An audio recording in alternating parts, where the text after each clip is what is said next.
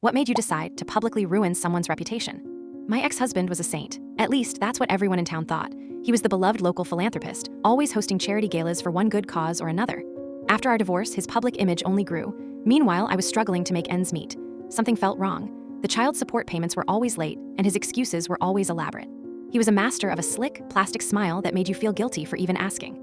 The breaking point came when our oldest daughter needed braces, a $4,000 expense. I asked him for help, and he claimed he was broke, that all his money was tied up in charitable trusts.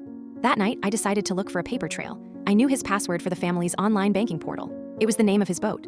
I logged in and navigated to the statements for our children's trust funds, accounts my father had set up for them years ago. My blood went cold.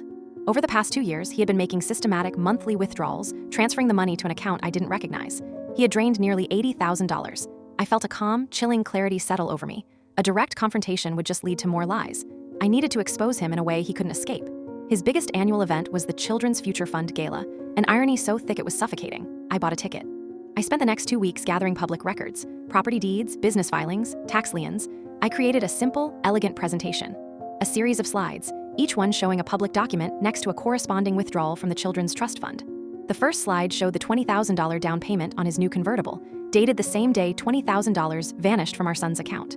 The next showed the deed to his new girlfriend's condo, filed a week after a $30,000 withdrawal. And so on. I arrived at the gala and found a seat at a table near the back. When my ex took the stage for his big speech, talking about the sacred duty to protect our children's future, I stood up. "I have a small presentation I'd like to share," I said, my voice steady and clear. Before he could react, I had plugged my laptop into the main projector. The first slide flashed onto the giant screen behind him. A collective gasp went through the room of 200 people. He turned and his face went white. I clicked to the next slide. And the next, I didn't say a word. I just let the cold, hard facts speak for themselves. People started pulling out their phones, recording. His girlfriend, sitting at the front table, stood up and ran from the room, dabbing at a completely dry eye. My ex stood frozen on the stage, his carefully constructed world crumbling around him in real time. When the last slide appeared, I simply disconnected my laptop, picked up my purse, and walked out of the silent ballroom. The Second Chance Gala is now famous for raising over $200,000 in a single night, all from the court-ordered auction of his personal assets.